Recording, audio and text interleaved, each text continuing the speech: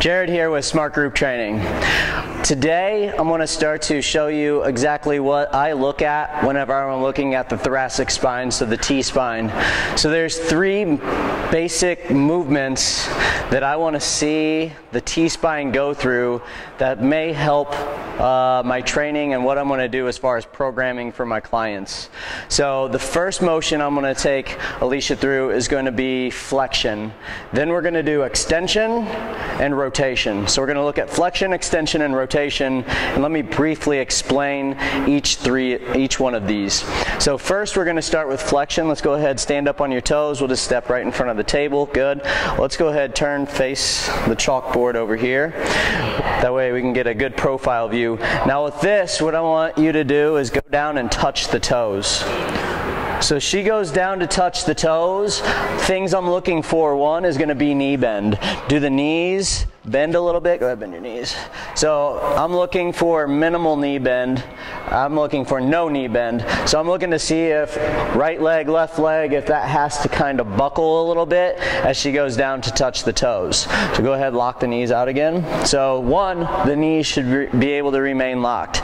Two is a posterior weight shift. So go ahead, stand up real quick. I'm looking to see, now let's go ahead, go down. Her butt should travel back in space towards me. If this is staying straight over top of her heels and there is no posterior weight shift, it's no good. I want to make sure that there is that posterior weight shift. Now, knees are locked. She does get a posterior weight shift, but the thing that would concern me the most with her toe touch or flexion is notice the symmetrical curve of the spine. The spine here is not completely symmetrical. So like right here, you're going to see this flat spot. Also right here, you're going to see a flat spot. It should be a nice, smooth, rounded curve throughout the entire spine. So you can go ahead, come up. Those are the three things I'm looking at whenever I want to check flexion patterns.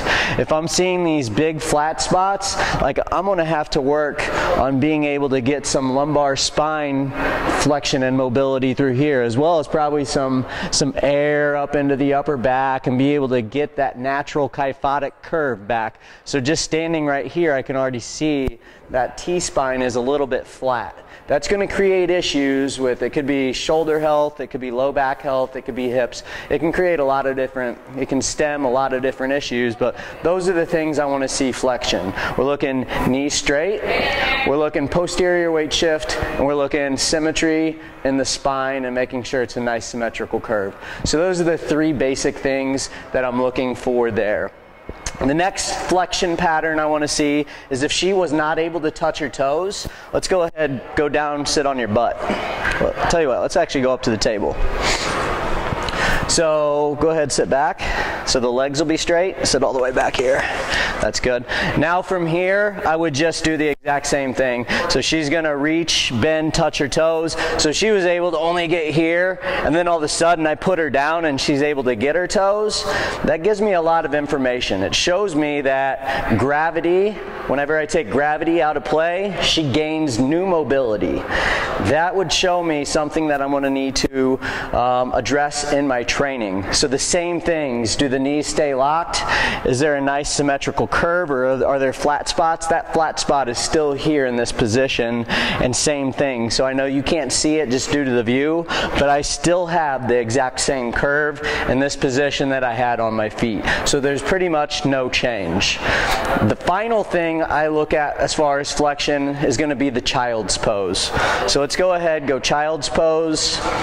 Yeah. And if you could turn, face this way if you can. I know it's, yeah, that's good. So child's pose, I'm going to have her sit her butt back in the heels. So this is just our pain clearance test for our rotary stability. Same thing, I'm looking, can her butt get all the way back to her heels?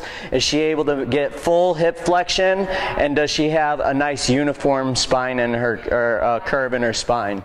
So those are the things I'm looking for. If I see flat areas, if I see stuff, those are going to be things I need to address in my training. That is flexion.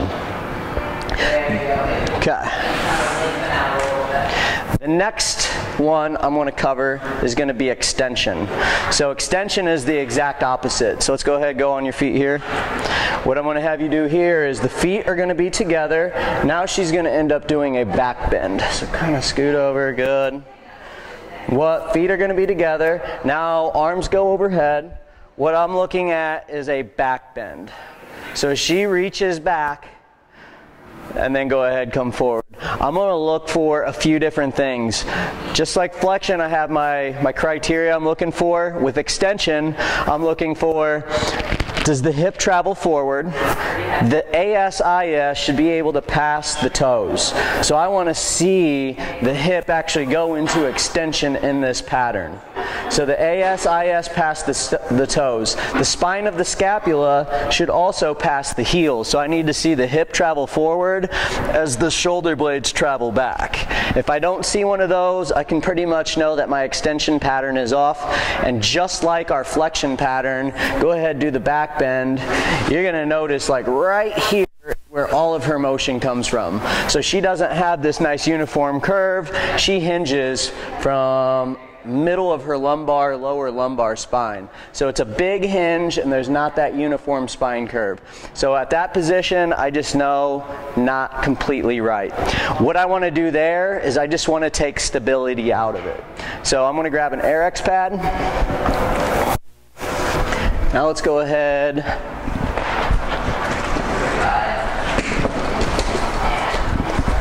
Go ahead, go on the table real quick.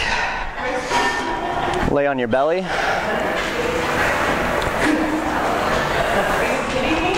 And I want the top of your hips at the top of this pad. Okay, now from here, all I'm going to do is the pain clearance test for our push-up, which is the back extension. So now she's going to keep the pad right on her ASIS, and then she should be able to lock her elbows out with right here, there's a gap. This should be able to remain flush to that. So I'm looking, can the ASIS sit on that pad? And then once again, you see that exact same hinge in the middle of that lumbar spine right there. Not necessarily what I'm looking for. So these are just things I want to pick up, and it may help how I'm going to train Alicia. Okay, let's go ahead, go over rotation. Last thing I'm going to cover is going to be rotation. So the first thing, let's just go through seated rotation. We're going to go seated. We're going to put feet and knees together, and we're just going to check how far can you rotate.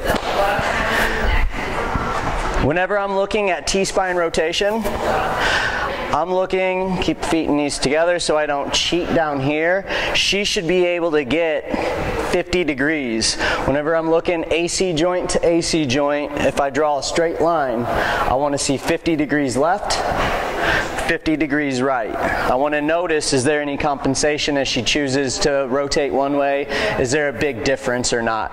So I want to check that. If she doesn't hit 50 degrees, just like flexion and extension, I want to take stability out and I want to get closer to the ground. So the last couple we're going to show is just going to be a reach back. Let me change the table. So from here, we're going to check a reach back. So let's just go up to this position. So our reach back, let's go hand behind the head.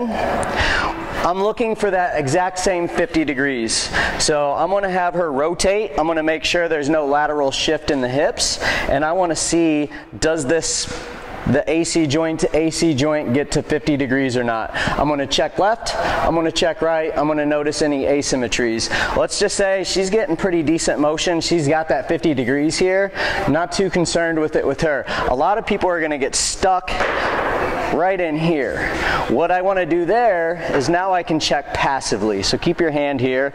Let's just say she was getting stuck there. What I can do is basically keep that shoulder blade fixed, and now I can take her through her end range of motion, very light and gentle, making sure she's not getting anything there.